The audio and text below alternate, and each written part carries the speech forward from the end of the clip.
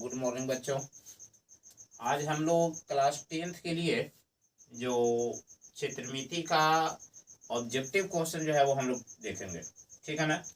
चलिए आज हम लोग जो है इसी का जो है वो कुछ क्वेश्चन का जो है ऑब्जेक्टिव क्वेश्चन का जो है वो सॉल्यूशन देखते हैं, ठीक है। और मैथ में जो ऑब्जेक्टिव क्वेश्चन है विकल्प के रूप में आपको जो 100 क्वेश्चन जो है वो रहेंगे, उसमें 50 क्वेश्चन का जो है वो आपको आंसर देना है ना। तो उसी के जो संदर्भ में जो है हम लोग ऑब्जेक्टिव क्वेश्चन का जो है वो सॉल्यूशन आज क्षेत्रमिति का करेंगे, ठीक है।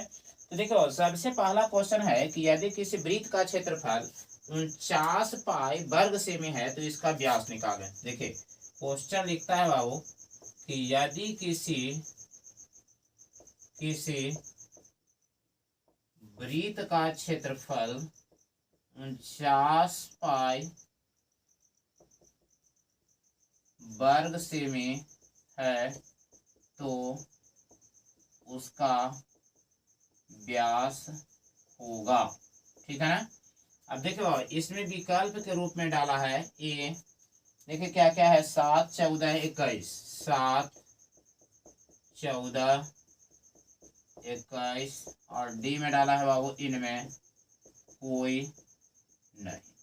अब देखिए बाबू जब भी आप लोग इसको सोल्व करते हैं तो जब तक सूत्र याद आपको नहीं रहेगा आप इसको जो है वो पूरी तरह से ऑब्जेक्टिव क्वेश्चन का सॉल्यूशन आप नहीं दे सकते हैं, ठीक है ना। तो देखिए सॉल्यूशन में जो है सबसे पहले यहाँ पर हमको देखना है कि वृत्त का क्षेत्रफल हमको देना है और वृत्त का सूत्र क्षेत्रफल का सूत्र क्या होता है उसी को हम लगाएंगे। तो देखिए इसमें रखेंगे बाबू कि वृत्त का क्षेत्रफल बराबर 49 पाई या पाई आर स्क्वायर बराबर 49 पाई, पाई से पाई क्लियर हो जाएगा बाबू, आर बराबर √49 बराबर हो जाएगा 7 cm। अभी देखिए त्रिज्या निकल गया जबकि हमको व्यास की जरूरत है, तो व्यास बराबर होता है 2 गुना आर बराबर 2 गुना 7 बराबर हो जाएगा 14 cm। देखिए इसका आंसर क्या हो जाएगा बाबू, बी हो जाएगा, ठीक है ना। क्या हो जाएगा, बी होगा, ठीक है। अगला क्वेश्चन की ओर जो है वो हम लोग चलेंगे।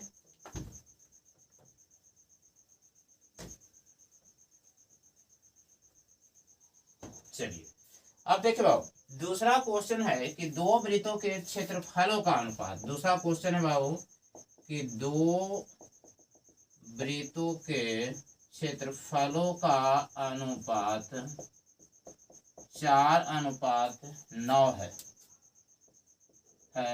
तो उसका त्रिज्याओं का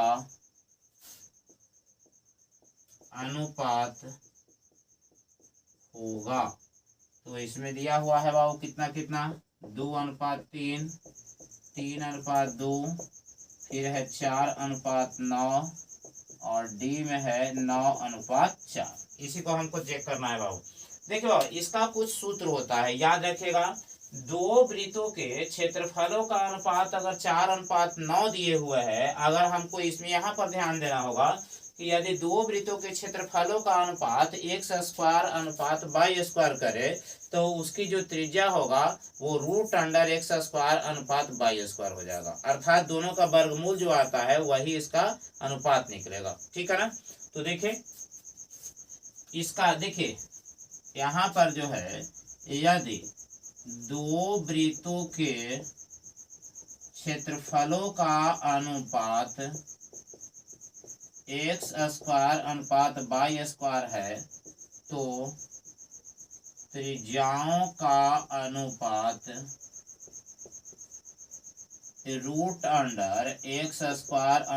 √x² होगा।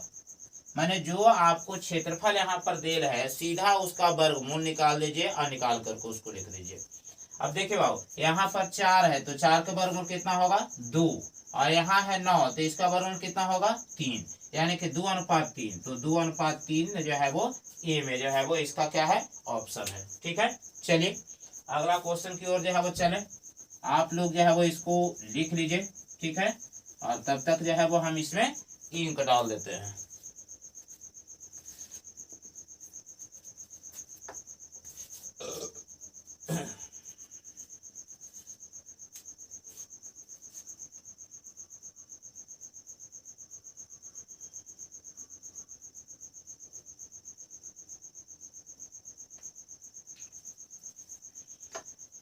चलिए बाबू तीसरा क्वेश्चन की ओर जो है वो हम लोग चले। कहता है कि यदि किसी अर्धवृत्त का व्यास 14 cm है तो उसकी परिधि निकालें। देखिए बाबू ध्यान दीजिएगा, तीसरा क्वेश्चन है बाबू कि यदि किसी अर्धवृत्त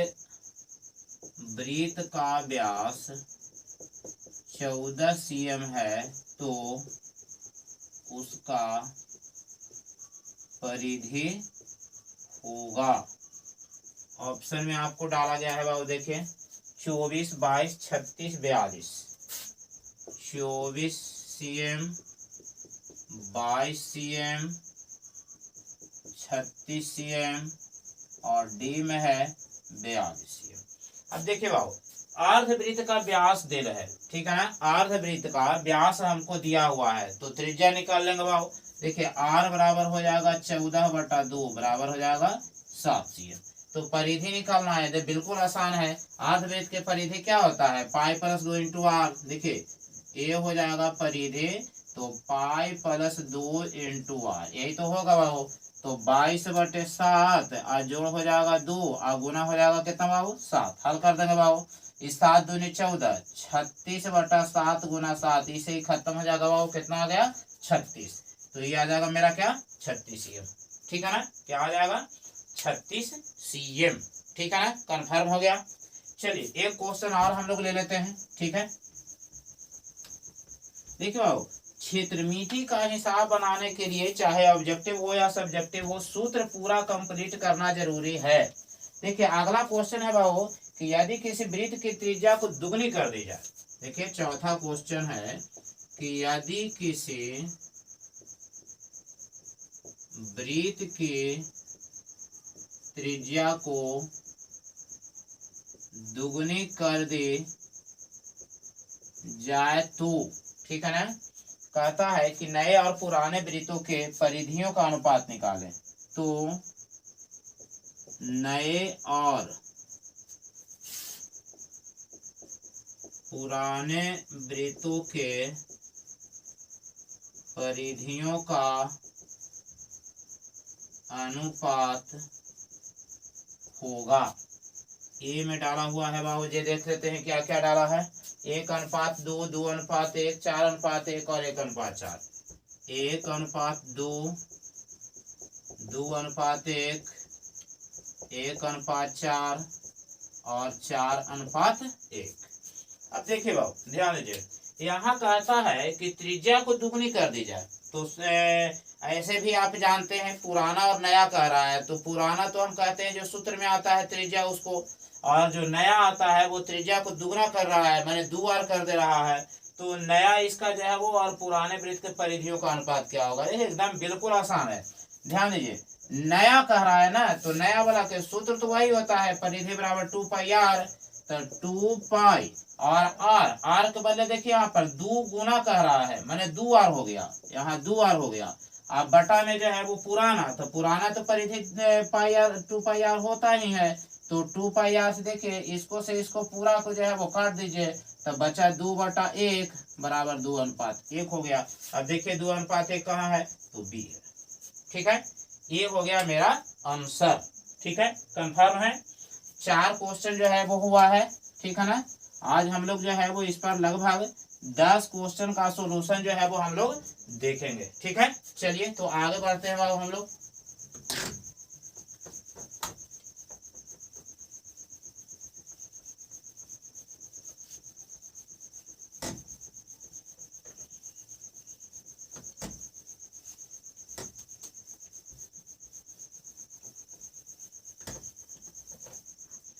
चलिए 5वां क्वेश्चन की ओर जो है वो चले बाबू हम लोग।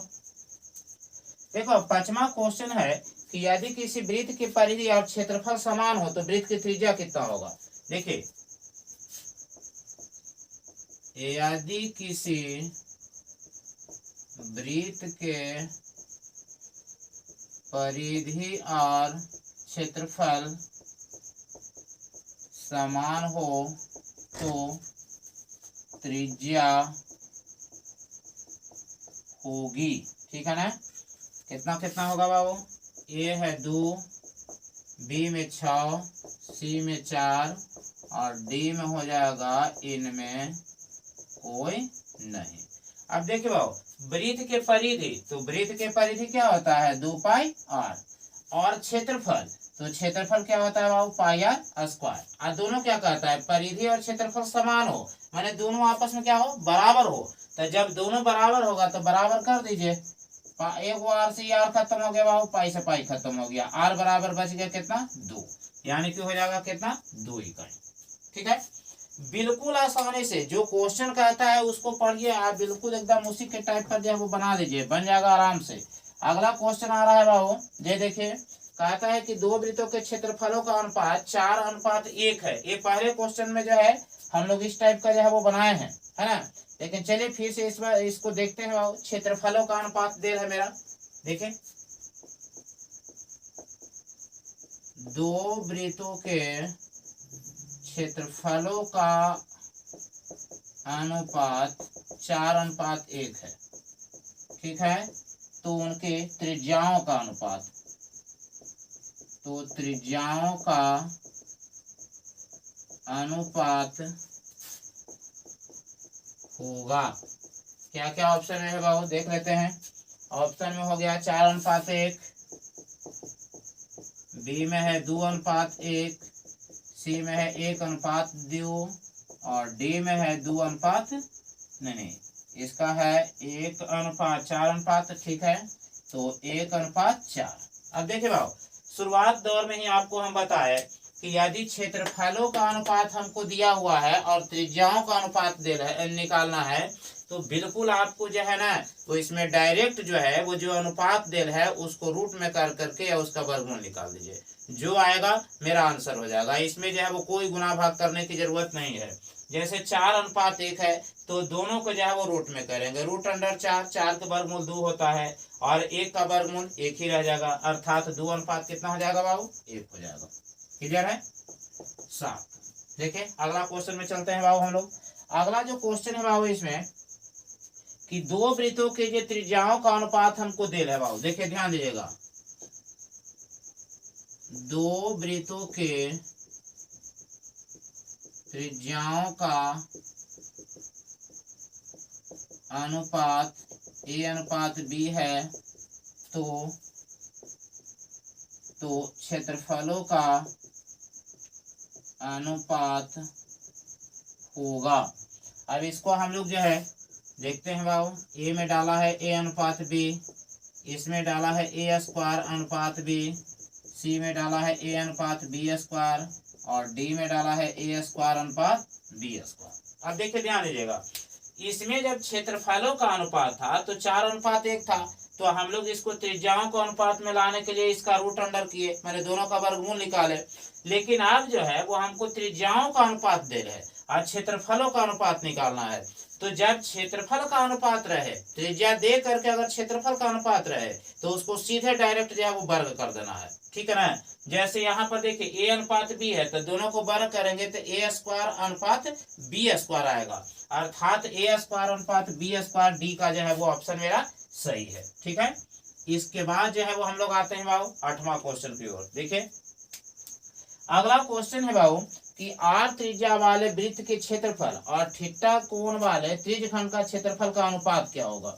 ठीक है ना, तो देखते हैं इसको क्या होता है। देखिए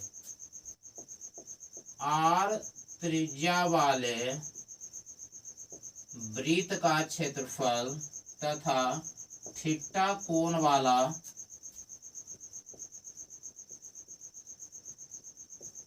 त्रिज्यखंड का क्षेत्रफल का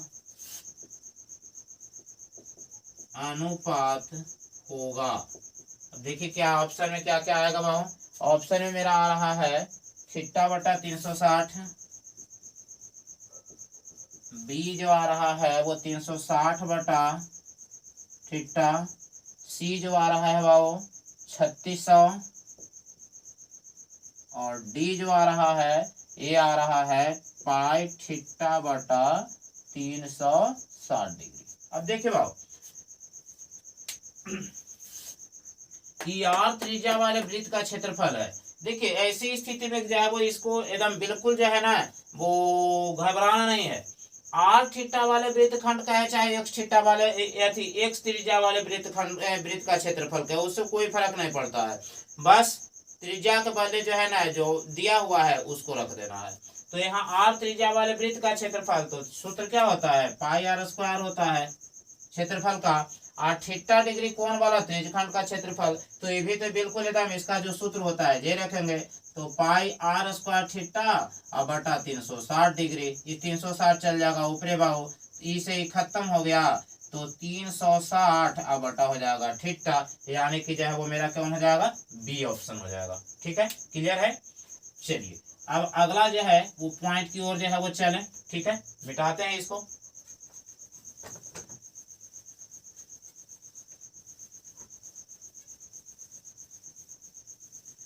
अगर आप लोग को जो बच्चों को जो है इसको लिखना होगा, वो वीडियो को रोक करके जो है वो आप लिख सकते हैं, समझ सकते हैं, बना सकते हैं इसको दोबारा तिबारा। ठीक है, और ये जो है वो बोर्ड की परीक्षा में जो है आपके लिए वो काफी फायदेमंद साबित होगा। देखो अगला क्वेश्चन की ओर चलते हैं। बाबू कहता है कि किसी पहिए का व्यास जो है त्रिज्या जो है वो 21/22 मीटर है। देखिए अगला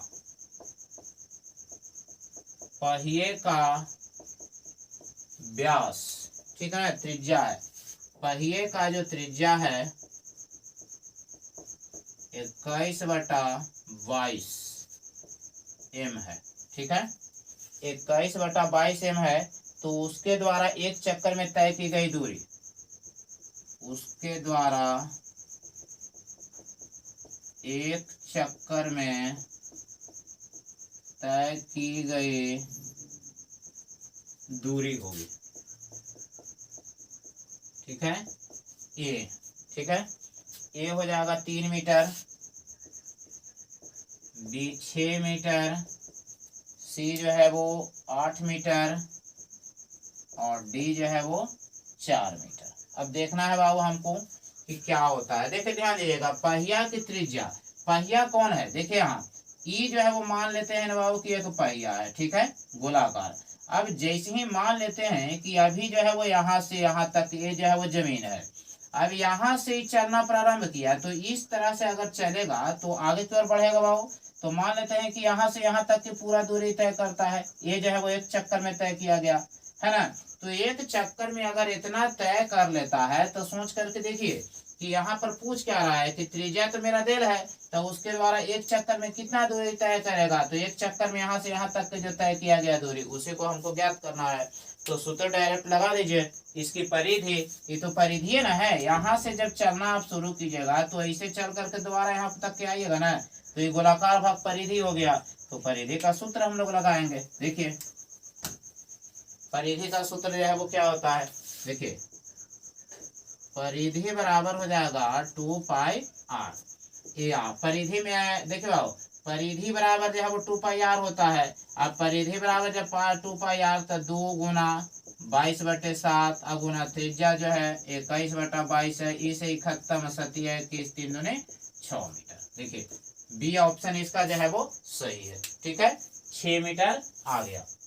उसके बाद जो है हम लोग आगे जो है वो देखते हैं बाबू। चलिए 10, देखिए बाबू 10वां क्वेश्चन क्या है, दो वृत्तों के परिधियों का अनुपात 2:3 है, तो त्रिज्याओं का अनुपात। देखिए इसका जो है वो पॉइंट समझ लीजिए बाबू। क्वेश्चन में कहता है कि दो वृत्तों के परिधियों का अनुपात 2:3 है, तो त्रिज्याओं का अनुपात क्या होगा, त्रिज्याओं का अनुपात होगा। ठीक है ना। अब देखिए क्या क्या होगा बाबू, तो अनुपात देल है मेरा 4:9, फिर हो जाएगा 2:3, 3:2 और ये हो जाएगा 9:4। अब देखिए बाबू याद रखिएगा, अगर क्षेत्रफल से त्रिज्या निकालना था तो उसको वर्गमूल निकाले दोनों को, अगर त्रिज्या से क्षेत्रफल को अनुपात में निकालना है तो उसका वर्ग किए। लेकिन यहाँ पर अब आता है कि परिधि दिया हुआ है और उसके बाद हमको निकालना है क्या, त्रिज्याओं का अनुपात। तो देखिए परिधि दे करके अनुपात निकालना है त्रिज्या का, तो हमको कुछ नहीं करना है, जो कहते हो उसको हमको लिख देना है, कोई चेंजिंग नहीं करना है। परिधि जितना दे रहे हैं अनुपात उसी को हमको लिखना है। अर्थात यहाँ पर 2:3 दे रहे हैं, तो त्रिज्या का अनुपात भी यही होगा। और अगर त्रिज्या का अनुपात अगर दिया हुआ है परिधि का कहता है, तो परिधि का भी अनुपात ज्यों को त्यों रह जाएगा। अर्थात कहने का अर्थ हुआ कि इसमें कोई चेंजिंग नहीं होगा, चाहे त्रिज्या से परिधि निकालना हो चाहे परिधि से त्रिज्या निकालना हो, वह ज्यों को त्यों रहेगा। तो यहाँ 2:3 है बाबू, तो त्रिज्याओं का अनुपात भी 2:3 ही होगा। तो ये देखिए त्रिज्याओं का अनुपात भी कितना होगा बाबू, 2:3। अगला की ओर चलते हैं बाबू। 11-15 क्वेश्चन तक हम लोग आज पढ़ेंगे, उसके बाद जो है फिर विशेष करके अगले वीडियो में फिर देखेंगे, ठीक है। देखिए बाबू अगला क्वेश्चन जो है वो जिसको हम लोग देखें, 4 cm त्रिज्या वाले वृत्त के केंद्र पर, देखिए इसका जो है क्वेश्चन क्या है, इसका दूसरा क्वेश्चन है कि निम्नांकित में कौन वृत्त के क्षेत्रफल का सूत्र है। देखिए निम्न में वृत्त के क्षेत्रफल का सूत्र है। ए देखिए आप क्या क्या है इसमें, ए में है 2πr, बी है 2πr², सी है πr², और डी है इनमें कोई नहीं। अब देखिए बाबू आप जानते हैं कि वृत्त का क्षेत्रफल का सूत्र होता है πr², तो πr², तो इसका क्या हो जाएगा बाबू, सी हो जाएगा, ठीक है। अगला क्वेश्चन की ओर चलते हैं बाबू। ये जो है आपका क्या हो गया, देखिए अगला क्वेश्चन में हमको डाला है बाबू कि 44 मीटर परिधि वाले वृत्त की त्रिज्या निकालें, ठीक है। 44 मीटर परिधि वाले वृत्त की त्रिज्या होगी, क्या क्या होगा बाबू, ए में डाला हुआ है, ये देखते हैं ऑप्शन क्या क्या है। 14, 7, 5, 44, 14 है, 7 फिर है 5 और डी है 44 मीटर। अब देखिए बाबू ध्यान दीजिएगा, यहाँ पर 44 मीटर परिधि वाला कर रहा है, यानी कि परिधि 44 मीटर दे रहा है, कुछ नहीं करना है, परिधि का सूत्र डायरेक्ट लगाइए और या करके इसका मान रख दीजिए, जो भी आएगा क्या आ जाएगा, आंसर आ जाएगा। तो देखते हैं इसका बना करके हम लोग देखें बाबू। देखिए